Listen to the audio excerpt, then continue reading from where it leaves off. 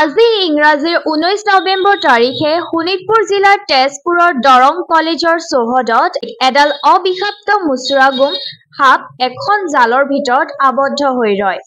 মহাবিদ্যালয় শিক্ষাৰ্থীসকলে সাপটো উদ্ধাৰৰ বাবে প্ৰয়াস কৰিছিল যদিও বিফল হয়।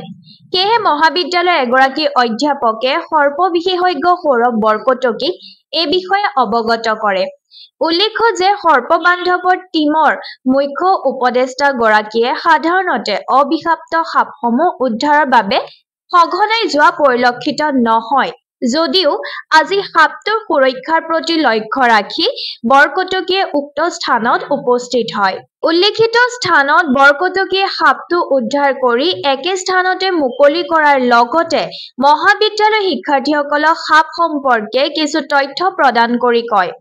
অসমৰ ভৌগোলিক অৱস্থান আৰু বাসস্থানৰ বিভিন্নতাৰ ভিত্তিত সৰীসৃপৰ প্ৰজাতিসমূহ বৈচিত্ৰ্যপূৰ্ণ। মুচুৰাগোমক অসমৰ ঠায়ে ঠায়ে বেলেগ বেলেগ নামেৰে জনা যায়। ইংৰাজীত ইয়াক ইণ্ডিয়ান ৰেড স্নেক বা ধনমান, বৈজ্ঞানিক নাম পিথাছ মুকুচা বুলিও কোৱা হয়। ল'ৰা জোন ধৰা দেখিছিলোঁ পৰীক্ষাৰ কাম কৰি আছিল আহি দেখিলোঁ ল'ৰা ছোৱালী এতিয়া সাপ এডাল নিবাব হৈছে। মই মানে অকণ মোৰো ভয় লাগে কাৰণ মুচুৰাগোম ইমান অবিষাক্ত বুলি জনা নাছিলোঁ। সেইকাৰণে মই ল'ৰা ছোৱালীক কৈছোঁ অকণমান হেৰি নকৰিবা, যিহেতু জালত লাগিছে যিমানে জোৰ দিব ফাঁচি ফাঁচি গৈ থাকিব আৰু এটাখন মৰি থাকিব।